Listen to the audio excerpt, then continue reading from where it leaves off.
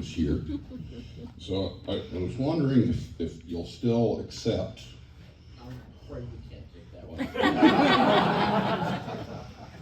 I'll replace the new one for you. Okay. This is my first Hamvention ticket.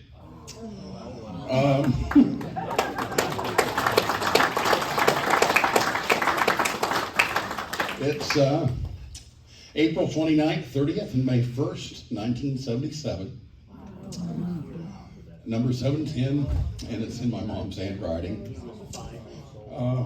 Found this in the scrapbook, and had to bring it. I was 6 years old, and came to sign autographs. Came to sign eyeball QSL cards, and meet people. And I found one or two photos, and had to remember that it was back when Hera Arena was a state-of-the-art facility. Yes, ancient history. But Hamvention's always been something very special. There were gaps that I wasn't able to attend, but once I got into college and was able to start coming back, I started coming back, and my friends back here at the table, especially Eric and 9KDB, we'd come over here and enjoy some weekends at Hamvention, and my apologies to Eric, because every 5 feet somebody would stop me and say, "Neil, how are you?" and yeah, so that hasn't changed, Eric. If you've seen me around Hamvention, you know that's still happening. But yeah, it's the guy who knows everybody. I think many of you know my story. Getting a license at age 5, and moving on. So if you don't, I'll let you read my QRZ page. I won't bore you with all of that. But started working in the high schools and started working with kids and ham radio there, and then most recently has been this Yoda project, the Youth on the Air camps and activities, and we weren't always sure that was going to work, and we made it work. But Hamvention is also special now for another reason, and that is that just a few hours ago, I'm in the booth by myself because all these kids that went through Yoda are now out shopping as a group. These young people feel isolated, and I knew what that isolation was like, because when I sent on my street key age 5, and they're like, age 55? No, age 5. And suddenly they would disappear. And, that hurt. And that's one of the reasons why I do Yoda. It's because I want these kids to have a deep community to where they don't feel isolated. It's like we have a young person in almost every club, but it's one. And so I want to put those ones and that one and this one and that one together and form a community. And that's what we're doing with Yoda. We're bringing these kids together for a week, or now under 15 this year, a 3-day weekend, and bringing them together. And so Yoda's been very rewarding, because I come to Hamvention and I see them congregating instead of being isolated. And that's one of the visual things, not just the data, that shows that it's working. And So it's very rewarding. The other thing that's very rewarding is that our kids are running most of the program. I direct it, but I've got an amazing staff, amazing volunteers, an amazing wife who will drive for 18 hours to pick up gear in Nova Scotia. If you've heard that story, I'll tell you sometime. But we have the youth doing a lot of the planning, and it's more and more every year. I'm trying to put myself out of a job as hard as I can, as fast as I can. It's not fast enough, but we're getting there. And you know, when we have the young people being the public relations team and managing all of that, so I don't have to do that anymore, and we have young people managing the AIRS contact, young people managing the satellites, and they're teaching each other.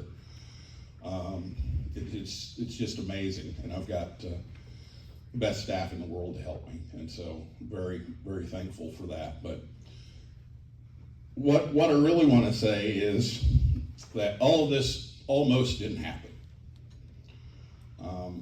My dad and I became hams together. And it all started with getting a code oscillator out and making some noise, and being a 5-year-old, I like things that would make beeping noises. Even at the top of the hour on WWV. Which I'm visiting in 33 days with the Yoda group. So, yes.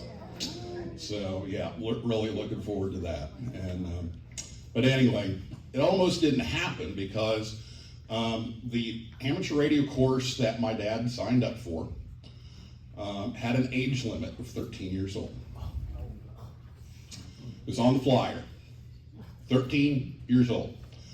So he goes the first night and sees a 12-year-old girl, and they said, yeah, okay, close enough. We'll allow that. He said, well, my son is 5 years old. He'll be quiet. He won't disrupt anything. Can he just come along and sit with me? And they said, well, we're just not really sure about that. But we'll give it a try. As long as he doesn't cause any disruptions, especially during code practice. Okay, we'll give it a try. So Dad sat down with his notebook and started copying the code. So I had my notebook and I started writing. And before long, people noticed that I was copying the code. And so after a while, I was copying more letters and more letters and more letters. And finally they decided, hey, maybe this kid can do this after all. And so they gave me a shot. Back then, the code test, you had to get 25 characters, 1 minute of solid copy. I got 23 on the first try. And the next week, I got 104. And so my license, I took the written test. My license was delayed because I couldn't write in cursive to sign my name. And so I printed my name. It was delayed. But it finally came through. The world's worst call sign ever, and I still have it. But if it weren't for Willie Sage, K9IHU, and Howard Hazelman, K9SLV, believing in me and giving me a shot and allowing me at 5 years old to do that and do away with this 13-year-old age requirement that didn't have any kind of federal backing. It was just, you need to be 13 to do ham radio. And they found out that it wasn't necessary. And the next year, the flyer said, the instructors taught the world's youngest ham at age 5, so you can do this too. So my message to you is to let these kids learn. one of the things that's really critical to yoga is that the young people are teaching each other and giving them a chance to learn. I used to sit there and spin the knob and try to find a really great station for them to talk to and get everything all set up and everything, and then hand them the mic and here's what to say, and you go. And I found out that's the wrong approach. They want to spin the knob. They want to try it. They may make mistakes, but I can coach them through that. And, you know, my operators would get all kinds of compliments on how well they did. They didn't start that way. They were given a chance. And, you know, too often I think we think that, you know, a 9-year-old can't copy 35 words a minute. Well, if you were at the youth forum today, you found out differently.